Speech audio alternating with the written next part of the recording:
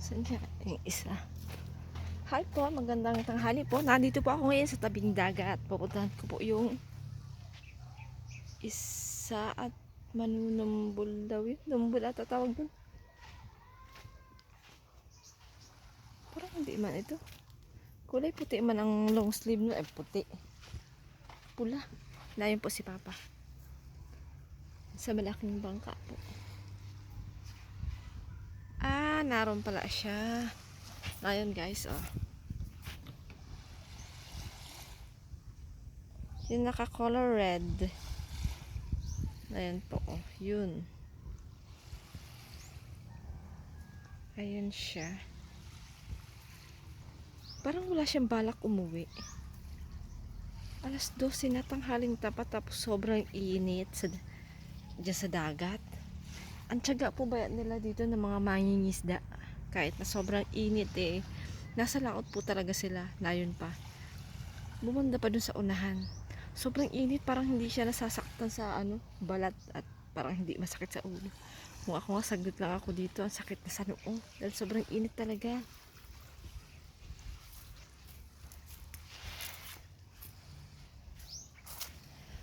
Nakarang araw nga po si Tito Edgar.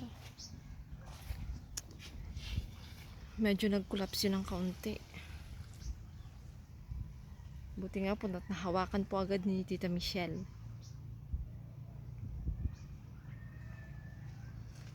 Kung hindi yun nahawakan ni Tita Michelle, panigurado ako bumagsak talaga yun siya sa lupa.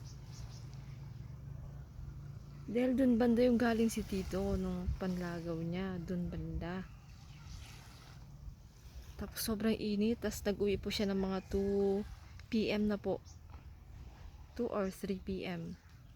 Mga ganong oras po siya umuwi.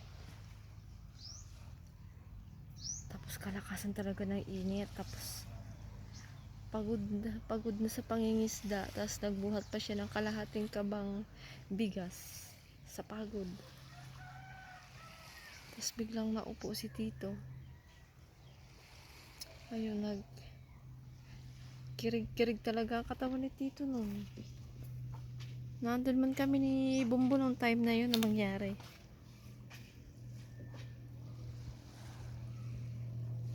Diyos ko, parang hindi naiinitan tong asawa ko. Si Papa nga po nag-aayos ng bangka. Mamarangay po siguro sila mamaya. Baka lalaot sila mamayang hapon. Mga alas 4. May time na galaot po sila ng alas 12 ng hating gabi or alauna ng madaling araw. Tingnan niyo naman po yung alaga kong aso.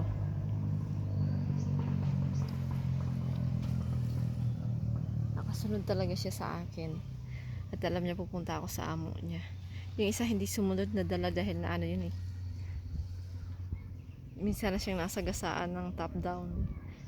Hindi naman na talaga nasaktan. Nasagi lang siya at nagminorman po kaagad yung top down. Kaya hindi po siya nasaktan. Pero nadala siya. Maigi man po yung ganun para hindi siya lagi nagatawid. Dahil may time na kahit nagapunta po kami ng bayan, nagasunod po yun.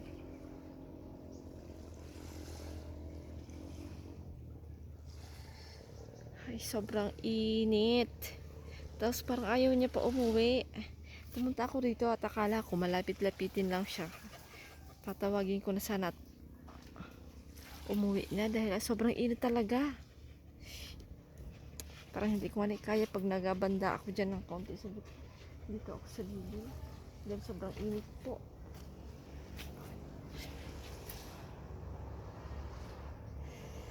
Parang uuwi na ako. Pero gusto ko siyang hintayin. Parang uuwi na ako pero gusto ko siyang hintayin. May ganun. Ito naman po, dati po itong bangka nila Papa. Tapos ipagpapalit sana to ni Papa sa tricycle eh. Kaso sabi niya ito ni Bumbo, ng asawa ko, wag na lang. Akin na lang nagagamitin. Kaso hindi pa man siya nagagamit dahil ipagawa pa po namin. Papalitan pa po yan ng mga katig tsaka papakapalan dahil ang alam ko ay may butas yan. Wala pa naman kaming budget para mapagawa agad itong bangka. Maganda rin sana mapagawa ito talaga at pwede rin siyang maglaot sa sa gabi. Sa gabi po pwede sila maglaot, magkasama daw sa kanya si Tito Edgar.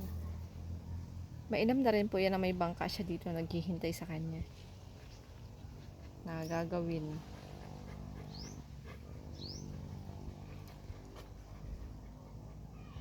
Kasi sa ngayon lagi po siya nanghihiram ng bangka. Ayun yung bangka na yan, nakatabi na yan, hinihiram niya din po yan. Ngayon po ang bangka na gamit ni Bumbo ay bangka ni Tito Edgar. Parang kay Rosito man itong bangka na ito na kulay blue.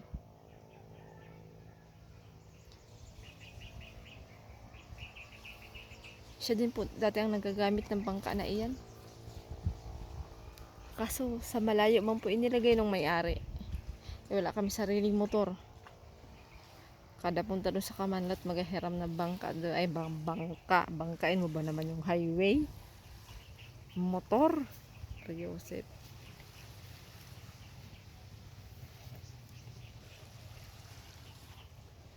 Naghihiram siya kay mama. Mas maganda pa rin yung may sarili para wala ka po bagang marinig. Pagka sarili mo, walang problema kahit na gamitin mo anytime. Pero pag hindi sa'yo, maiilang ka. Pag marunong ka, kung ka mag-a-adjust. Kaya kako tigilan mo na lang yung paggamit mo na ng bangka. Pinagamit mo pa sa iba. Ang ganda ng pagkakagawa ng katig. Si Kuya Alvin po ang nagawa ng katig na yan. Pero asawa ko din halos nagkasikaso. Wow. Yung isda ba ya? Sige, talon-talon. Ang init-init na. Pero ang isda parang tuwang-tuwa pa din.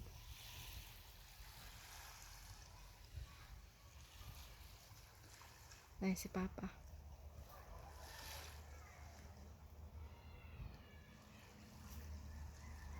Di pa ako kumakain ng tanghalian. Wala pa man din kaming ulam kaya nagtsatsaga siya doon manguha ng isda. Tapos wala pa kaming uling. Hindi man sila nakapag ng uling kahapon at nung nakarang araw at inasikaso niya yung pagdingding sa bahay.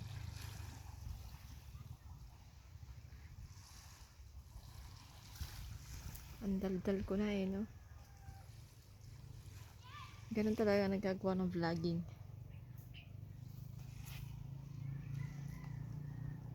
Kailangan mo maging madaldal. Nasaan kayo yung isa na yun? Hindi kayo iba nang binibingwit doon. Joke lang. Layo pa rin siya. Ang init na. Gusto kong sigawan na umuwi na pero hindi man ako niya maririnig. Uy.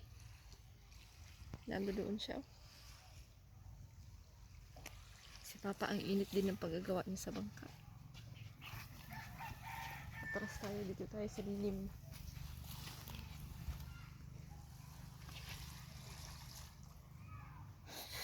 Mainit. Yun lamang po. Salamat po. Thank you for watching. Baba ko na po. Sobrang init. Sakit sa noo. Uwi na tayo. Tara na. Ayaw sumunod. Maghahintay talaga kami na ito. Naupo. Tara na. Aantayin niya niya amo niya. Antayin natin siya. Tara. Dito. Dito muna tayo. Tabing dagat. Antayin natin. Magat ka na siguro ng langgam dyan. Malanggam oh. Antayin natin siya. Malapit man lang yung kanyang nangingisdaan. Ayaw pa niya mag-uwi.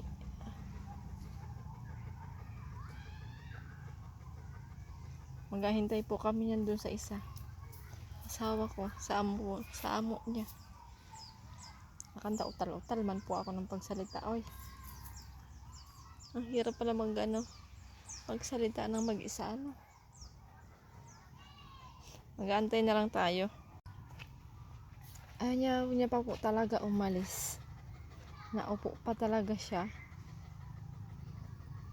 Maghahintay po kami na ito. Hindi ko man po ito dito pa pwedeng iwan. Maghahintay na lang tayo na ito kung anong oras siya darating. Gilid.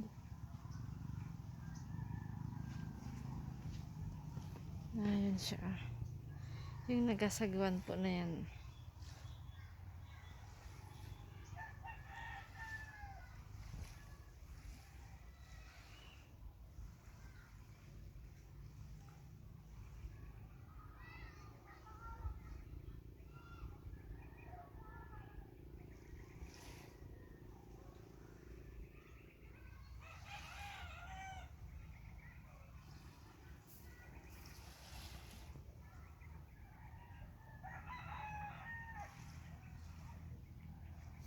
Bakit ang bilis ng pagsagwa na ito?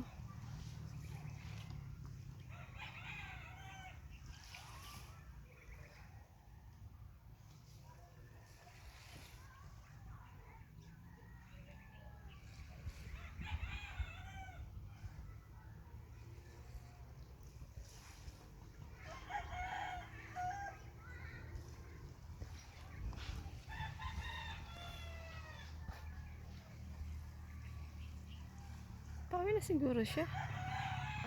Isda.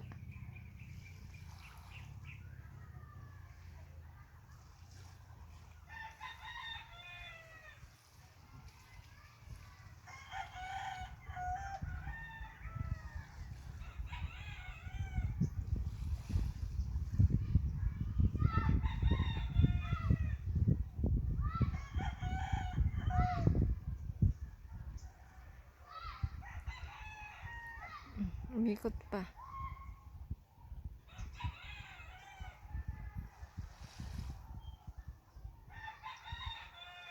So, parang nandidilim ng aking paningin.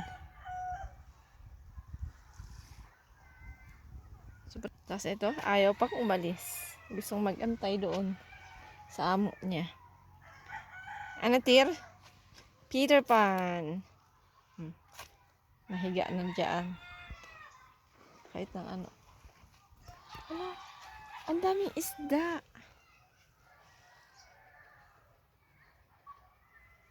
Nasaan na?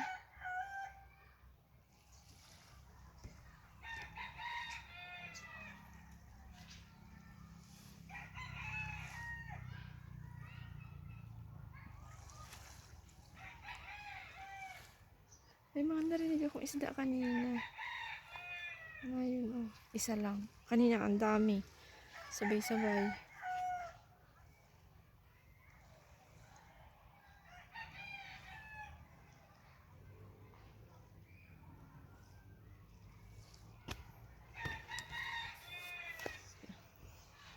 Inaakit na ata ng hita. Ay, hinakit na ng hita. Inaakit na ng langgam yung hita ko.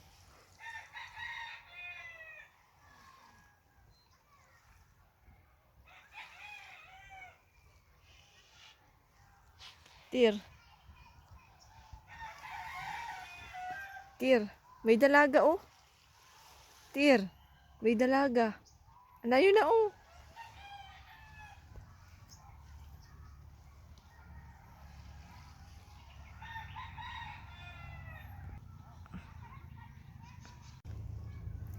Ngayon guys, ang aking asawa matyagang nakaupo sa bangka nangingisda dahil wala po kaming ulam ngayong tanghali. Pero tanghali na, 12. Alas 12 na talaga ng tanghali. Pero naroon pa rin siya, tapos sobrang init. Diyos ko. Ang tibay. Tapos walang kapantong-pantong talaga ang bangka. Ang sakit niya sa ulo. Gulpin tiyaga nila. Ayun nga din yung isa, oh. Siguro po nangingisda din po yan. Tiyaga din, langoy ng langoy. Kailangan din talaga ng pang-ulam.